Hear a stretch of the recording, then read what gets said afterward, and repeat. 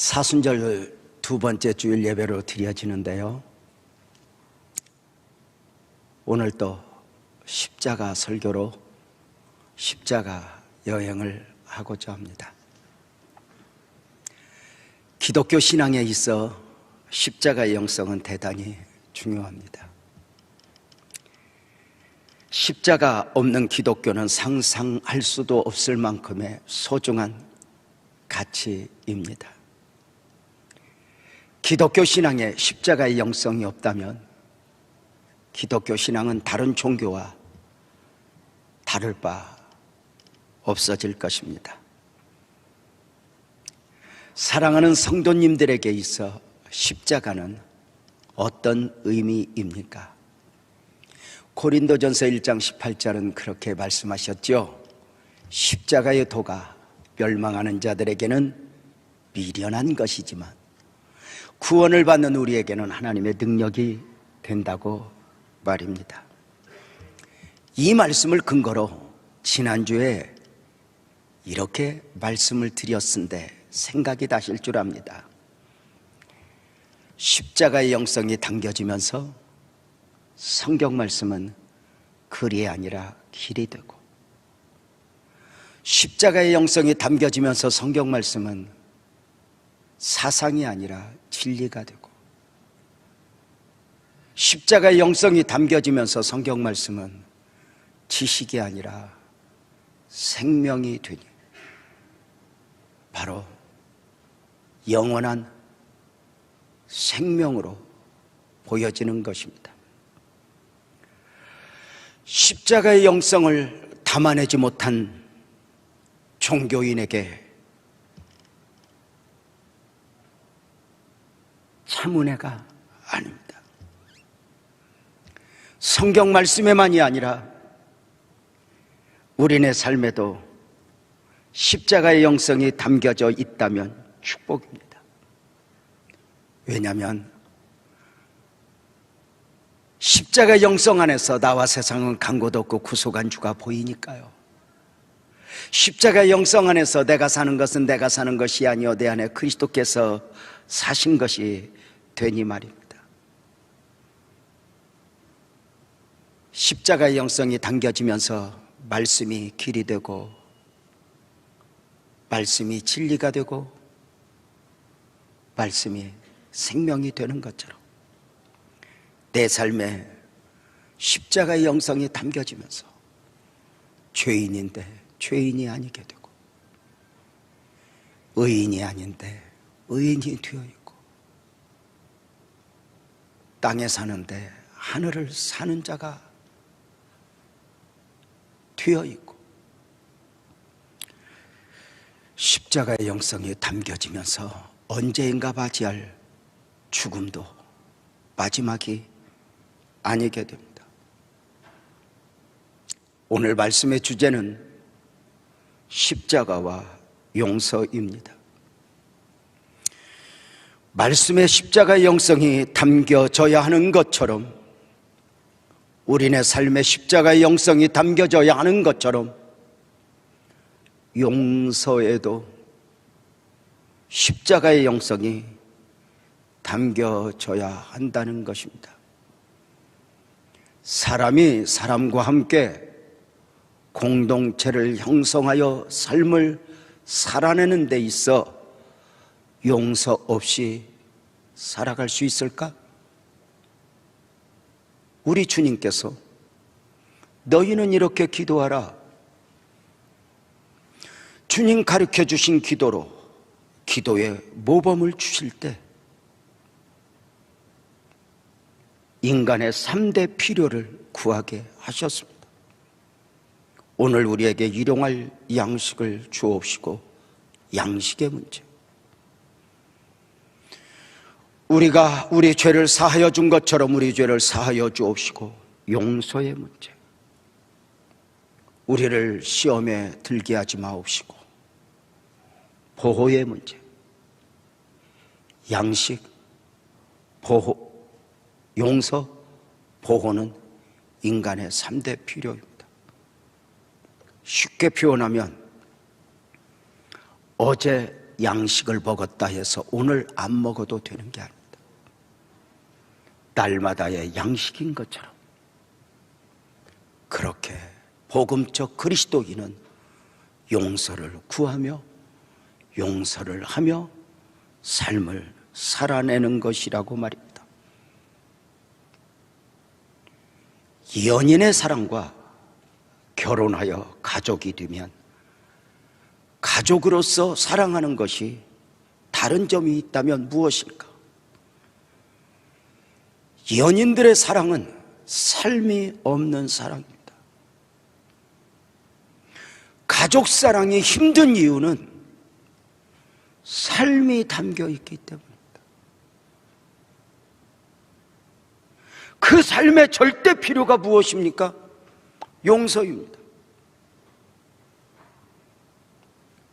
연인들은 용서의 한계에 부딪히면 방법이 있습니다. 그만 만나. 가족은 맺어졌습니다.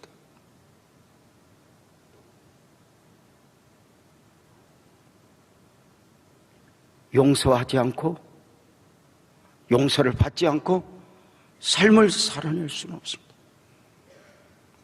오랫동안 부부가 서로에게 배우자로서 배우자가 되어 함께 삶을 살아낼 수 있는 이유는 누가 더 잘해서가 아닙니다. 더 많이 용서를 했고 더 많이 용서를 받았기 때문입니다. 죽도록 사랑하겠느냐? 네, 서약은 했지만 그만 약속을 지켜내지 못하고 사랑하는 사람과 헤어지게 된 경우는 물론 많은 경우가 있겠지만 돌이켜보면 내가 좀 더 용서했다라면 아닙니까? 여러분의 용서의 그릇은 그 크기가 어느 정도입니까? 복음적 그리스도인에게서 용서는 선택이 아닙니다. 용서는 성품의 문제가 아닙니다. 용서는 믿음의 문제입니다. 우리는 누군가의 문제 앞에 주님, 나는 용서할 수 없어요. 나 참을 수 없어요. 성경은 단호합니다. 네가 나를 믿지 않았구나. 네가 나를 믿지 않았구나. 베드로의 용서, 베드로가 생각했던 용서를 보고자 합니다. 마태복음을 크게 보면 설교적 측면에서 보면 5편의 예수님의 설교로 정리할 수 있습니다.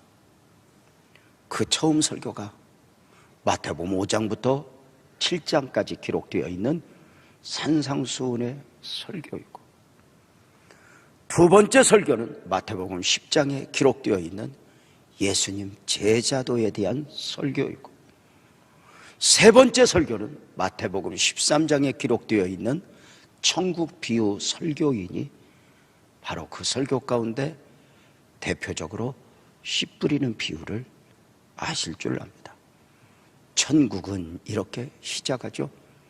네 번째 설교가 오늘 본문과 함께 18장에 기록되어 있는 용서에 관한 설교이고, 다섯 번째 설교는 종말에 관한 설교입니다.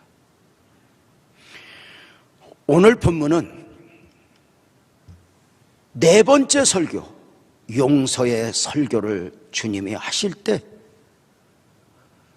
그 용서에 대한 설교를 듣는 가운데 베드로의 질문으로 시작합니다. 21절이죠. 설교를 듣던 베드로가 묻습니다. 예수님, 형제가 내게 죄를 범하면 몇 번이나 용서할까요? 7번 하면 될까요? 입니다. 왜 베드로는 용서에 관한 설교를 듣다가 이렇게 질문했을까? 아마도 랍비의 가르침을 생각했을지도 모릅니다. 먼저는 랍비의 가르침은 용서에 관해서 이렇게 말합니다. 1번은 용서하라, 2번은 용서하라, 3번은 용서하지 마라. 랍비의 가르침 가운데 2번은 용서하라, 3번은 용서하지 말라 했는데 왜 베드로는 7번을 이야기했을까? 어쩌면 베드로는 주님께 인정을 받고 싶고 칭찬을 받고 싶었다 싶습니다. 왜냐하면 베드로는 자신이 생각해도 자기가 많이 성장했고 달라졌기 때문입니다. 어부로 살다가 제자가 되어 말씀도 들었고 기적도 경험했고 파송받아 전도의 경험도 있고 무엇보다도 오늘 18장인데 16장에서 주님께 크게 인정을 받을 만큼 신앙 고백도 있었죠. 그 고백도 대단하지만 주님께 받은 인정 아시죠? 16절 17절 마태복음 16장이죠. 시몬 베드로가 대답하이르되 주님은 그리스도입니다. 살아계신 하나님의 아들입니다. 이때 예수님 축복합니다. 바요나 시몬아 내가 복이 있구나. 이를 내게 알게 한 이는 혈육이 아니야 하늘에 계신 내 아버지가 알게 있지. 여러분 어때요? 이 베드로의 고백은 누구나 할 수 있는 고백도 아니고 누구라도 해야 하는 고백이죠. 이 고백 앞에 주님이 감동한 거예요. 바요나 시몬아 내가 복이 있구나. 이렇게 인정을 받았고 칭찬을 들었던 베드로가 랍비의 가르침을 넘어 7번 용서하면 되겠습니까? 하면 베드로는 주님께 칭찬을 들을 줄 알았어요. 바요나 시몬아 네가 많이 성장했구나. 세상에 랍비의 가르침은 2번인데 너는 7번? 이야 너 축복이다. 이럴 줄 알았는데 그 베드로에게 주님이 22절에 이렇게 말씀하십니다. 베드로야 7번? 아니 7번을 70번까지 해야 한다.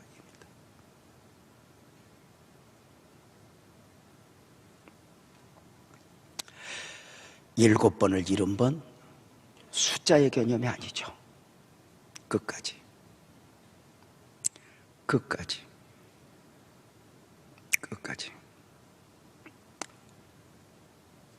이제 성도님들에게 묻겠습니다. 성도님들은 용서의 대상이 있다면 몇 번까지 용서할 수 있겠습니까? 성도님들은 몇 번을 용서해 보셨고 또 용서를 받아본 경험은 있으십니까?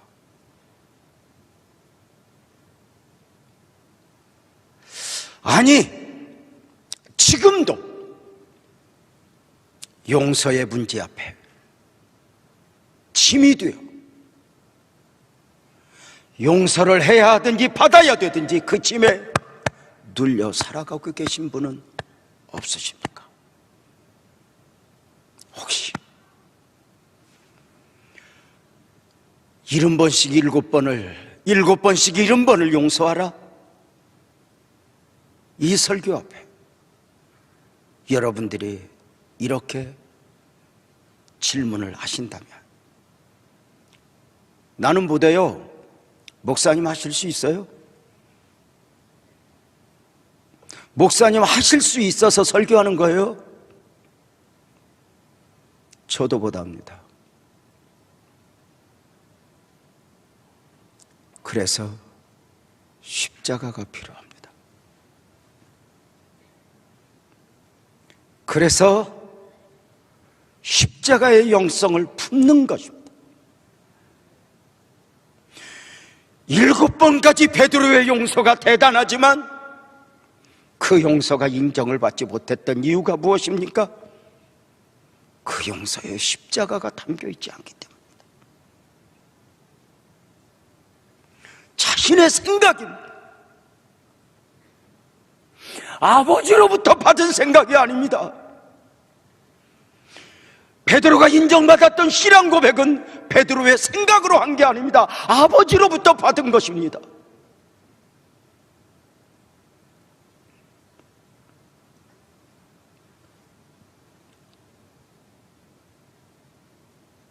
용서 앞에 한계를 느낄 수 있는 베드로에게 주님은 용서해야 할 이유를 비유로 말씀해 주십니다. 23절이죠.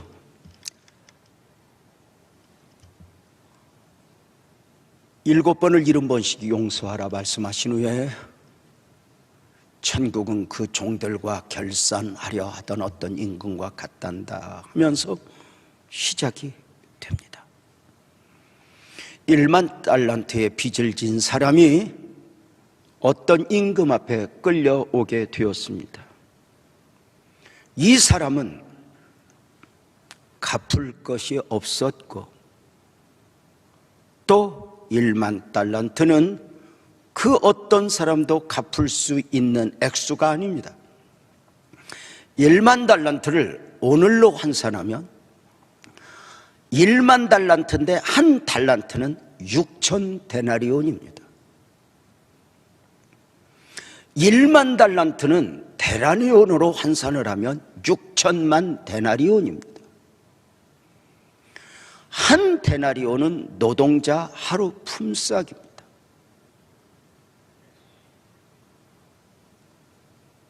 노동자 하루 품삯을 계산하기 좋게 10만 원으로 계산을 하면 빚진 자 1만 달란트는 6조가 됩니다. 사랑하는 성도님들, 세상에 6조의 빚을 가진 사람이 있을까? 아니, 그 빚을 졌다면 무엇 때문에 빚을 졌을까? 옷을 사느라고? 고기 먹느라고? 어쩌면 자기도 모르게 물려받은 죄일 수 있어요. 분명한 것은 내 안에 해답이 없다는 거예요. 임금 앞에 납작 엎드려 구합니다. 용서해 주세요. 갚을 능력이 없습니다. 그 고백 앞에 저를 불쌍히 여긴 임금은 가라. 내가 너의 모든 죄를 탕감해 주마.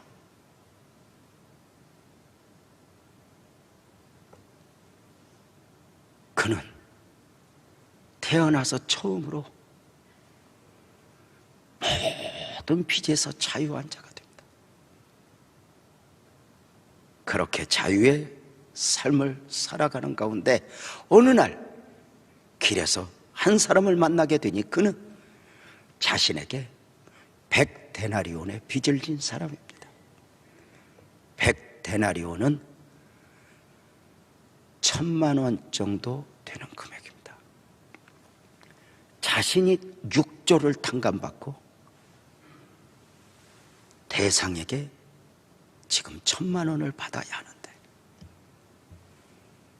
보자마자 눈을 부라리며, 성경에는 눈을 부라렸다는 이야기는 없습니다.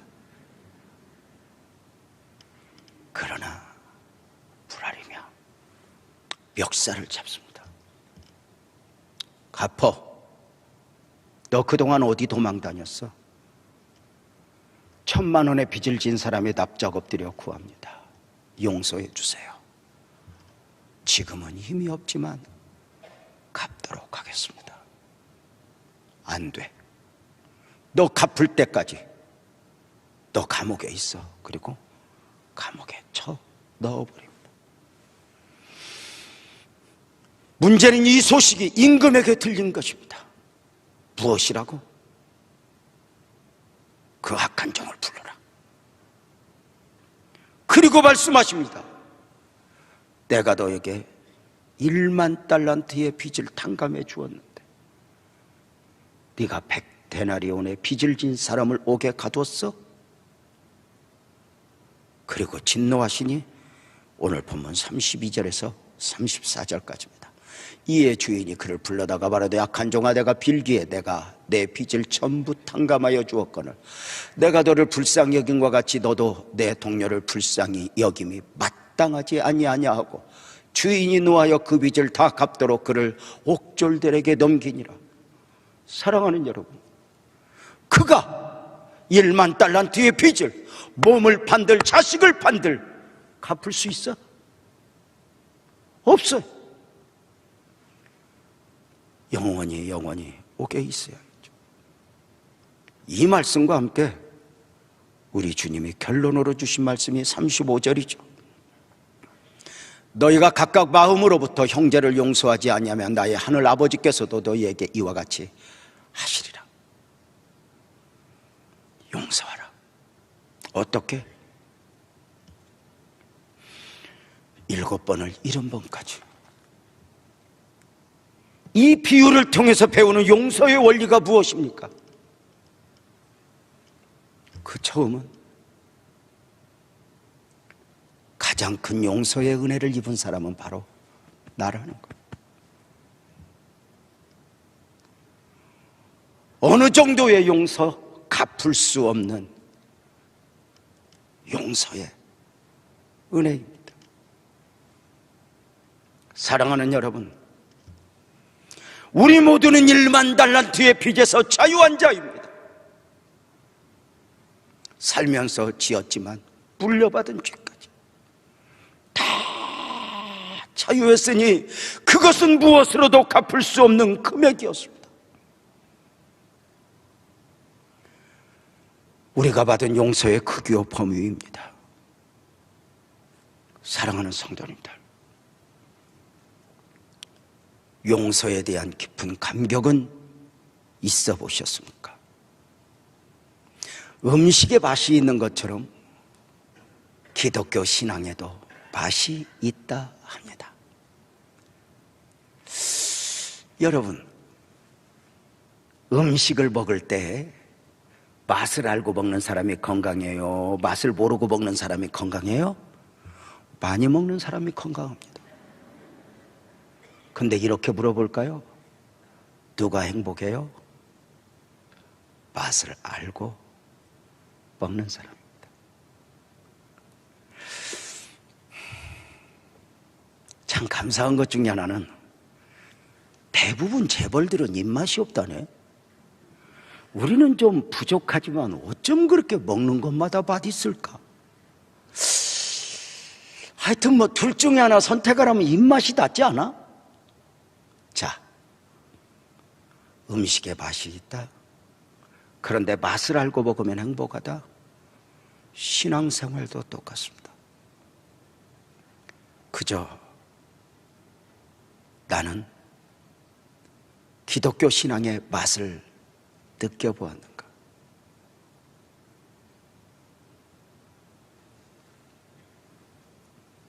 그냥 교회 다니니까 좋아. 그저 뭐 종교 하나 정도 가져야 되지 않아? 이게 아니라 왜 교회여야 하는가? 왜 주님이어야 하는가를 알아버린 경우죠.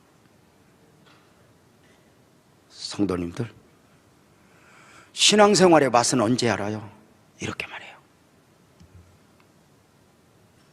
죄 때문에 한 번씩 통곡하여 울어본 사람들,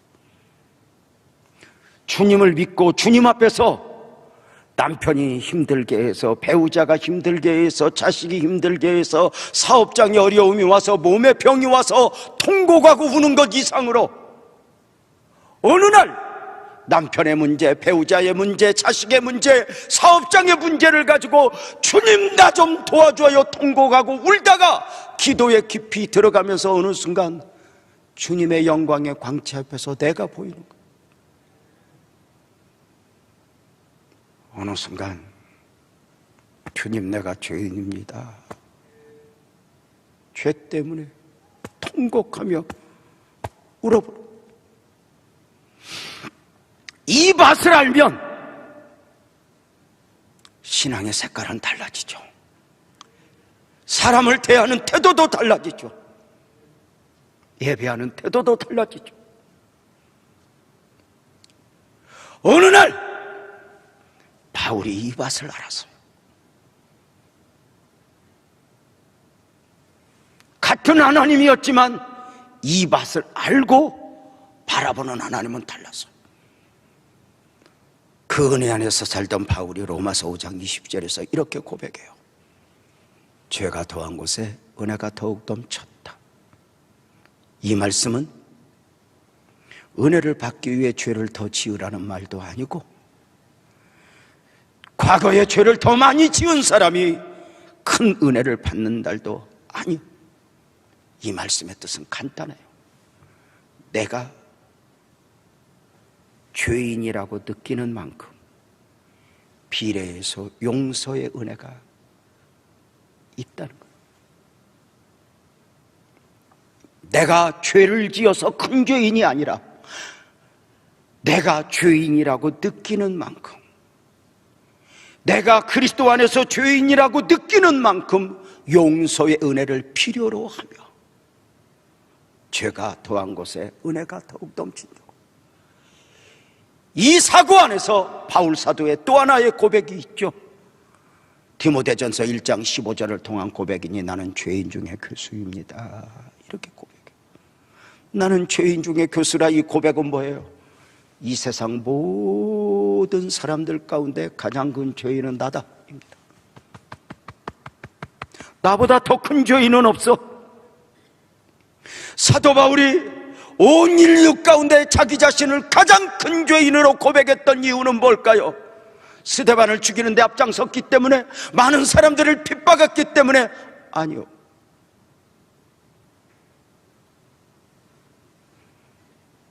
주님의 영광의 광채에 자신을 비춰보았기 때문에 그래요. 주님의 보좌에 가까이 가서 주님의 영광의 광채 앞에서 나 자신이 보이는 거예요.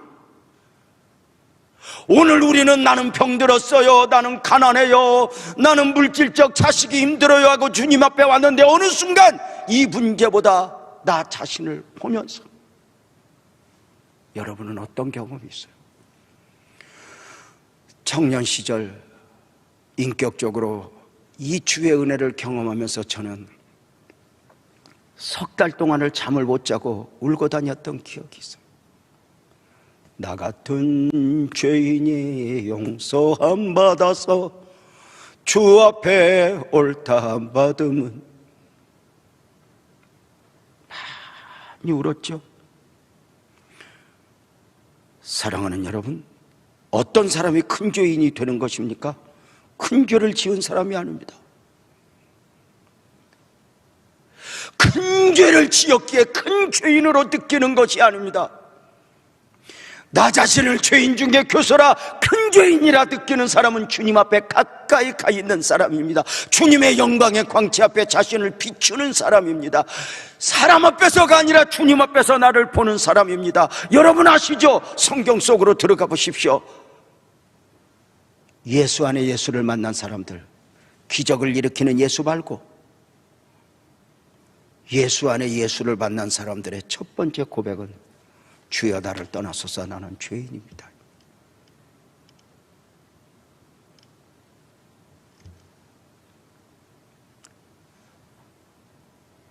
내가 죄인이라는 느끼는 만큼 비례해서 은혜가 있다는 거예요. 사랑하는 여러분 아세요? 놀라운 게 있어요. 주님의 광채 앞에서 나를 비추어 내가 죄인이라고 느끼면 은혜가 함께 보이고 평강이 함께 와요. 신기해요. 울어도 은혜가 넘쳐요. 여러분 이런 경험해 보셨어요? 남편이 속썩여서 어려움이 있어서 자식이 속썩여서 억울해서 하늘 풀고 울으면 몸이 망가져요. 생각도 망가지고 황폐해져요. 그런데요, 은혜 안에서 주님의 은혜 붙잡고 통곡하여 울면 건강도 좋아져요. 지치지 않아요. 여러분 은혜 안에서 울고 지치는 거 봤어요? 여러분 장례식장에서 울다가 지쳐서 눕잖아요. 진짜 은혜 받은 사람은요, 울다가서 밥도 잘해요. 아내가 교회 갔다 와서 밥을 안 한다, 은혜 안 받고 떠들다 온 거예요. 여러분 근데요, 마귀가 우리를 정죄할 때가 있어요. 너 죄인이지? 마귀가 정죄하는 죄인은 평강이 없어요.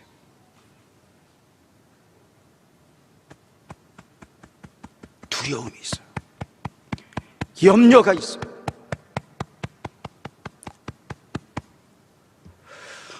죄가 더한 곳에 은혜가 더욱 넘친다. 사랑하는 성도님들은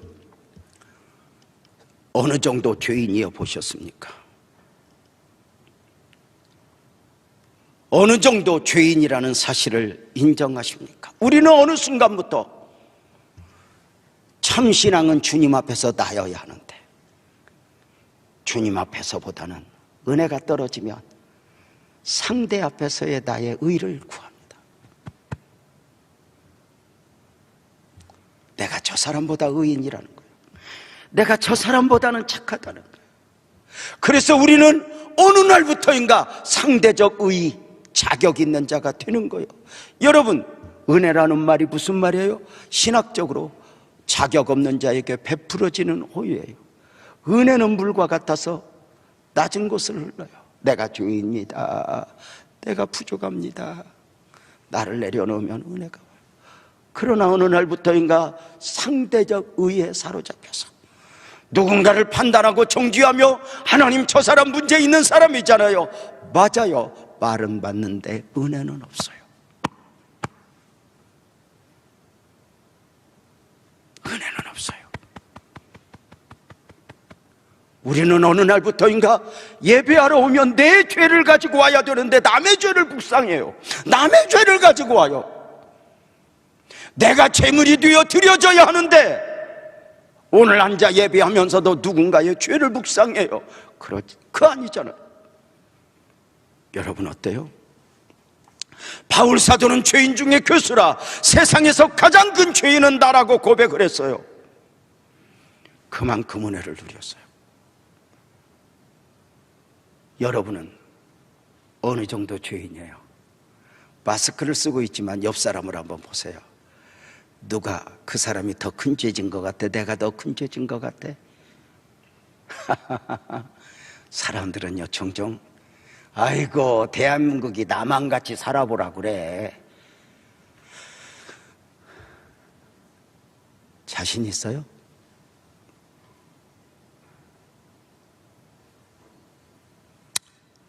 여러분, 여성들에게 묻겠습니다. 종종 묻는 질문이죠. 집에 가면 남편의 죄가 커요? 내 죄가 커요? 어떠세요?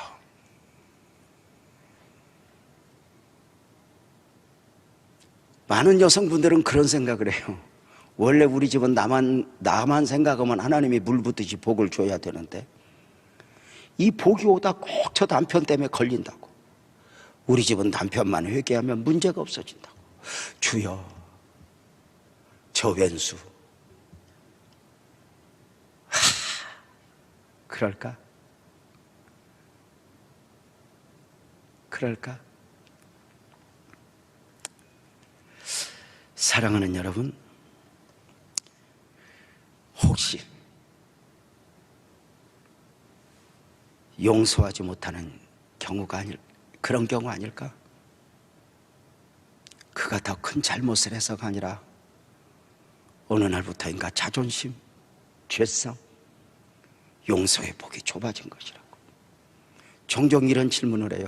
목사님 언제까지요?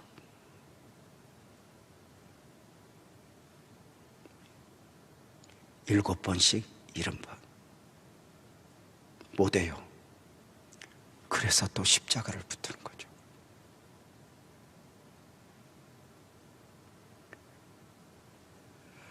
내가 죄인이라는 사실을 인식한다는 것, 이게 얼마나 대단한 건지 아세요? 이거 인식되는 게, 이것부터 고백해야 은혜가 있잖아요. 우리 교회 안수 집사님, 권사님 두 부부의 장인어른, 유학자로 평생의 삶을 살던 그 장인어른이 돌아가실 임종이 가까워요. 목사님, 우리 아버님 복음 좀 전해주세요. 그럽시다. 그때 막 교회에서 전도 폭발도 시작했던 바 같습니다. 우리 아내가 전도 폭발 강사가 되면서 함께 갔죠. 가서 이제 복음을 전합니다. 안녕하세요 아버님, 목사예요. 네. 아버님 천국 가잖아요. 그래야죠. 죄인은 천국 못 가요. 아버님, 죄 문제 해결하셨어요? 나 죄 없어. 나 죄 지은 거 없어. 내가 뭘로 설득해? 어이, 전도 폭발 해봐. 우리 아내가 그 앞에서, 아버님, 하루에 3번 죄를 지으면요, 한 달에 90번이에요. 전도 폭발 있는 대로. 1년이면 몇 번인 줄 아세요? 한참 듣던 그 어른이 죄 없다니까, 다른 말은 기운이 다 없는데 그 말만 크게. 그리고 그대로 눈을 감으셨어요. 통곡했죠. 목사의 한계, 목사의 부족. 처절하게 배운 게 무엇인 줄 아세요? 내가 죄인이구나. 이걸 인식하기가 힘든 거예요. 하나님 앞에서는 하는데 배우자 앞에서 이게 안 되는 거예요. 하나님 앞에서는 하는데 누구 앞에서는 안 되는 거예요. 갑자기 의인이 되는 거예요. 의인이 되는 순간 내 안에서 은혜가 소멸되는 거예요.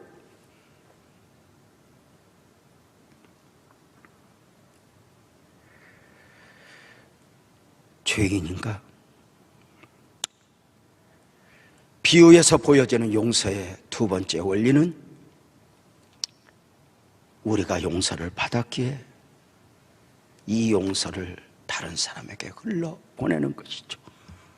중요한 게 있어요. 내가 용서해야 하는 이유를 대상으로부터 찾는 것이 아니라 하늘의 은혜로부터 찾는 거예요.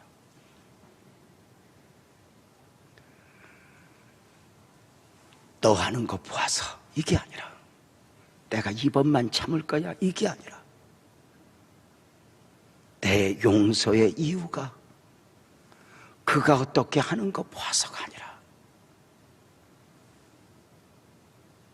내가 그만큼 은혜를 입은 만큼 흘러보내는 거예요. 여러분이 보기에 그 대상이 부족한 것 맞아요. 더 큰 죄인인 것 맞아요. 그래서 우리가 믿어요. 내 은혜보다 그가 더 큰 은혜가 필요한 거. 그래서 내 안의 은혜도 그에게 덮어주는 거예요. 여러분의 위로가 뭐예요? 용서해야 할 사람이 변하는 것이 위로예요? 안 해봤어요? 변해도 그 왼수가 당장 변해서 영원히 그렇게 살던가? 5일 착한 짓 하면 못된 짓 열을 하는 게 인간이요. 나만 그런가? 못된 짓을 안 하던데요? 안 들켰지. 여러분 보세요. 그가 변하는 거 아니요.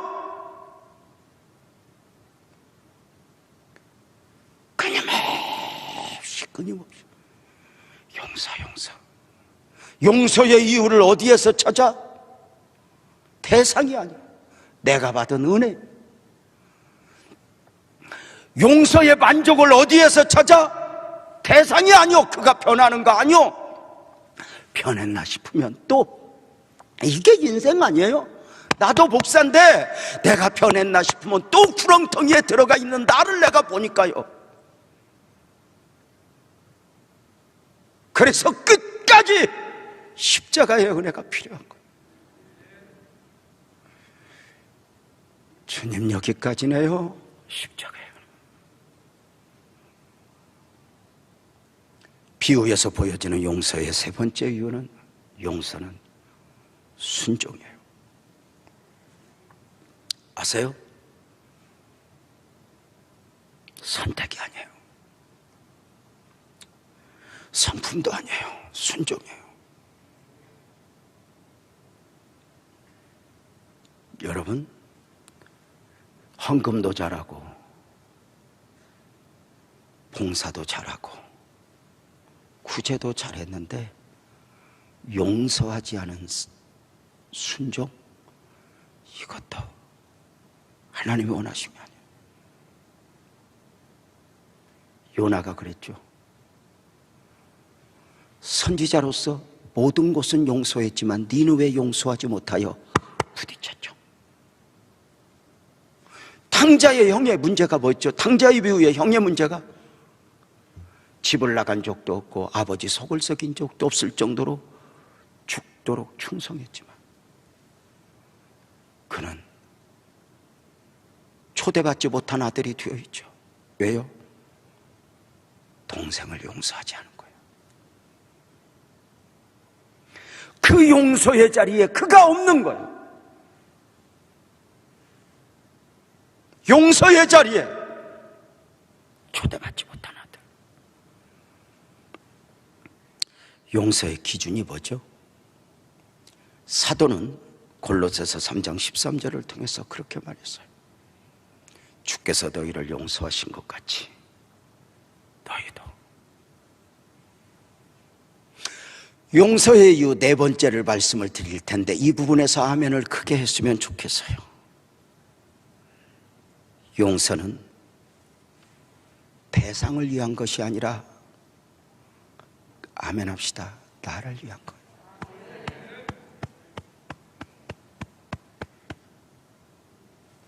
사랑하는 성도님들, 그리스도인은 용서하면서 내가 자유로워질 수 있어요.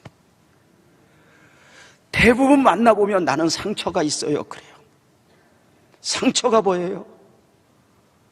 용서하지 못한 거예요. 대부분 스스로 자기 자신도 용서 못하고 누군가를 용서하지 못한 거예요. 그런데 그것이 내 안에 방법이 있어요? 한참 지구촌을, 대한민국을 흔들었던 내적 치유 프로그램이 있어요. 대유행이었죠. 사람 안에는 상처를 담고 살아가는데 이 모르는 상처를 꺼내서 치유를 받아야 된다. 그래서 방송에서도 교회에서도 심지어 이 내적 치유를 스님도 한 거 알아? 그런데 어느 날부터인가 내적 치유라는 말이 없어졌어. 왜? 그게 답이 아니야. 십자가 없는 내적 치유? 인간의 방법으로 치유되는 거 아니에요. 다른 사람에게 받은 상처는 어떻게 치유되는 줄 알아요? 용서하면서. 어떻게 용서해요? 내가? 아니요. 십자가 붙들고. 사랑하는 성도님들, 우리가 기독교적 상식으로 한번 이 용서가 왜 나를 위한 것인가 한번 봅시다. 한번 묻겠습니다. 내가 어느 대상을 용서하지 않았어. 용서했어. 한번 물어봅시다. 그가 죄를 지었는데 내가 용서했다 해서 그 사람이 죄가 없어지고 내가 용서하지 않으면 그 사람의 죄가 안 없어지는 건가? 아니요. 사함의 권세는 내게 있는 게 아니에요. 내가 용서를 했던 안 했던 그는 내가 주님의 은혜를 구하는 것처럼 그도 또한 주님의 은혜를 구하여 용서의 은혜를 이미 입었어요.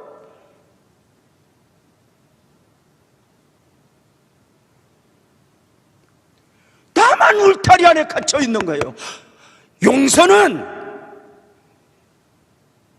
나 자신이 포로되어 있는, 용서하지 않으면 언제나 자존심에, 상처에 그렇게 포로가 되어 있는 거예요.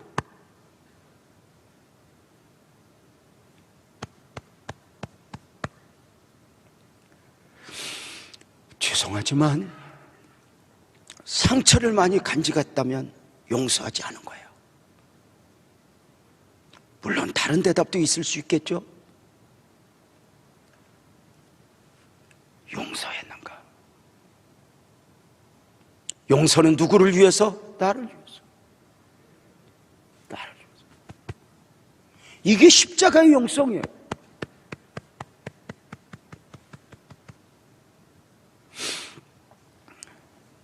십자가의 용서는 먼저죠.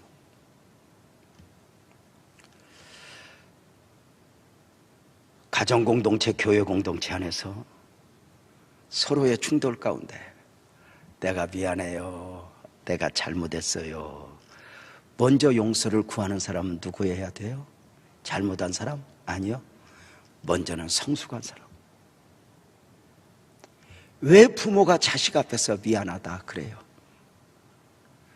미안한 게 많아서? 아니요. 그런데 미안한가요? 왜? 어른이니까. 십자가 위에서 주님이 그래요. 주님, 저들을 사하소서, 저들이 하는 것을 몰라요. 모르는데 내가 뭘 하는데? 사랑하는 여러분, 누가? 성숙한 사람이에요. 성숙한 사람. 누군가를 용서하지 못하면 정확한 내 판단에 의한 것 같지만 마음을 사단에게 빼앗긴 거예요. 자존심, 내 스스로의 정죄. 나는 성숙한 사람인가? 오래전에 이동성전에서 청년들로부터 우리 부부가 초대를 받았어요.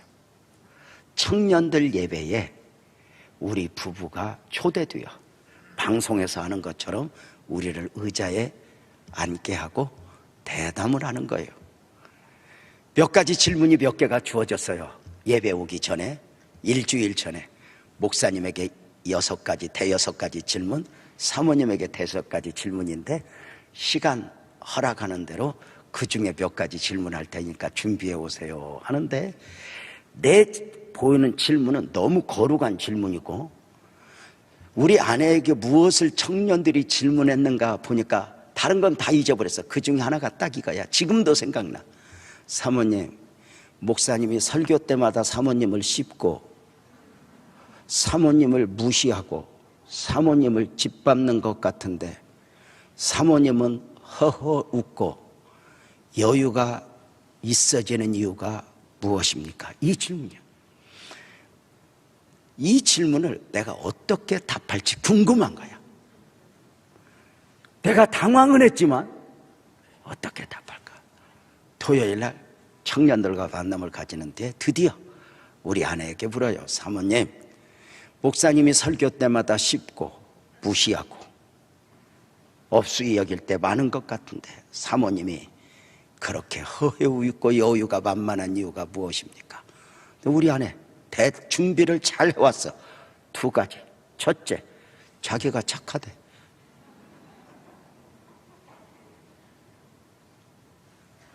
두 번째, 자기가 그릇이 크대. 자기가 김장하면서 배웠대. 지저분한 작은 그릇들 큰 그릇에 다 담아버리면 되더래. 자기는 결정했대. 남편이 아무리 주접을 떨어도 내가 다 담아내리라. 옆에서 나는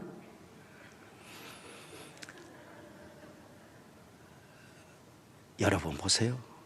그 아내가 언젠가 한 성도와 이렇게 이야기하더라고요. 집사님, 가정이 행복하려면 남편보다 여자 그릇이 10배나 커야 돼. 그래야 가정이 가정돼. 남편의 그릇보다 아내의 그릇이 작아지면 가정은 지옥이 됩니다.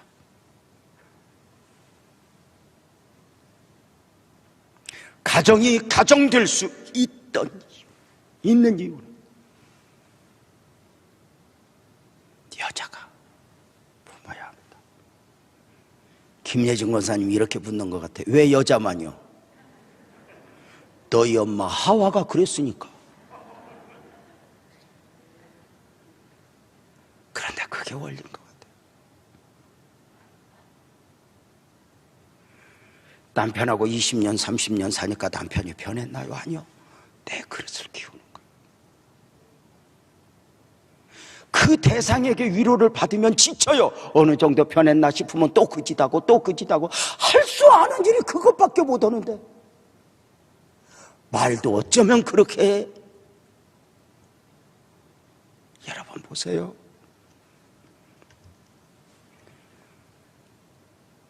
누가 용서를 빌어야 돼? 성숙한 사람이.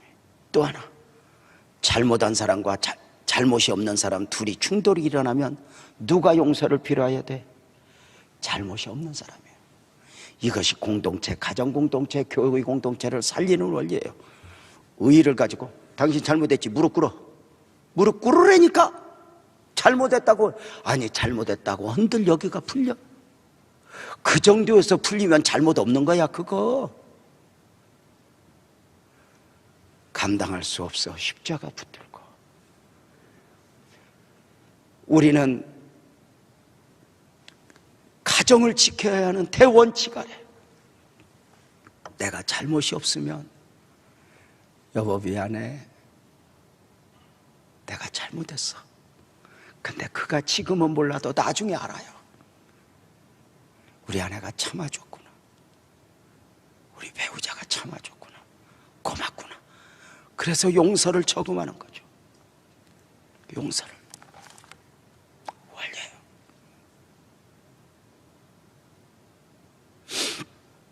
나를 용서하고 나를 위로한 분은 주님이고요, 내 주변에는요 다 나에게 위로가 필요한 사람들. 그래서 나는 더 큰 은혜를 받아야 흘려보내지, 이 더 큰 은혜를 받지 못하면 지쳐버려요. 왜요? 내가 어떻게 의인이 되고 내가 어떻게 다 의의를 끼칠 수가 있어요? 또 허물이네요. 또 허물이네.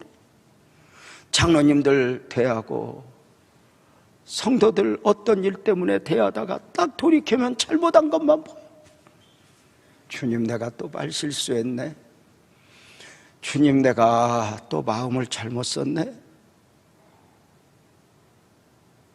용서는 밥은 어제 먹고 끝났다고 오늘 안 먹는 게 아니야.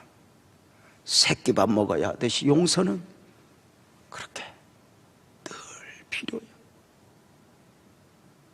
용서하고 용서받고, 이것이 공동체를 살리는 원리가 아닐까? 언제까지? 60살까지만 참아보고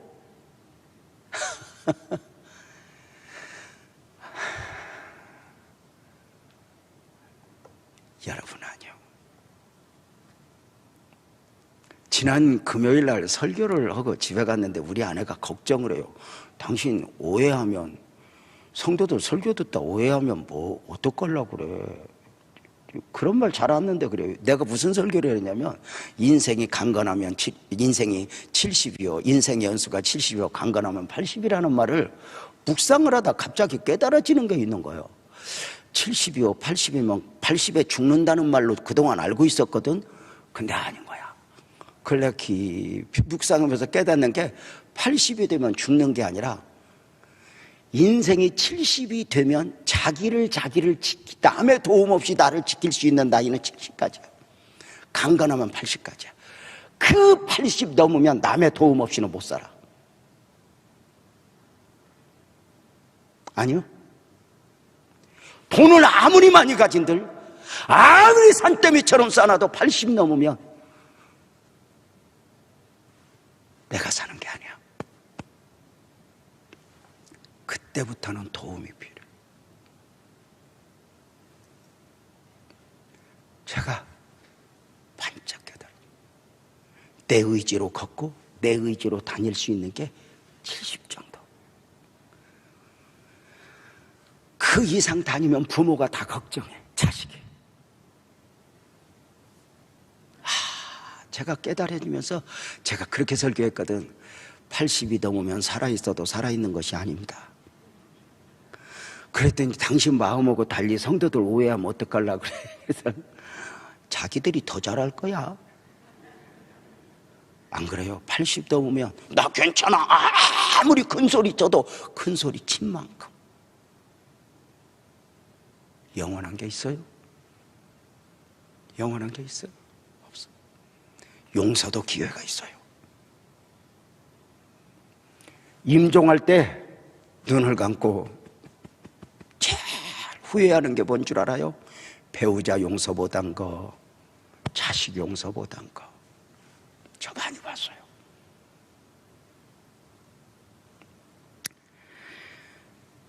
우리 복음적 그리스도인은 용서를 벗고 용서의 옷을 입고 용서하며 살아가는 거죠. 교회와 가정은 사랑과 용서의 연습장이죠. 우리는 다른 것은 몰라도 용서에 있어서, 사랑에 있어서 부자가 되어야 돼요. 이 사순절 기간 용서를 흉내내며, 다는 아니어도 내가 한번 해보지 뭐. 자존심 내려놓고 한번 해보지 뭐. 언젠가 우리 교회 집사님 한 분이 남편하고 싸우다가 자존심 있는지, 목사님 안 살아요, 안 살아.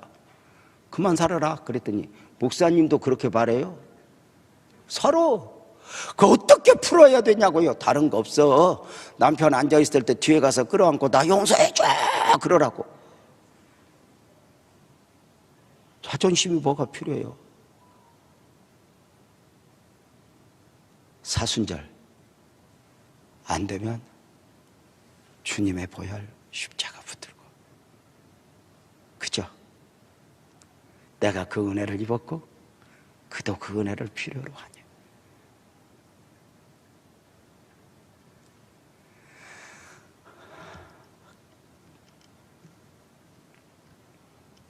여러분과 함께 찬송하면서 오늘 설교도 예배도 마칠까 해요. 일어나서 주의 십자가 보혈 아니면 찬송합시다.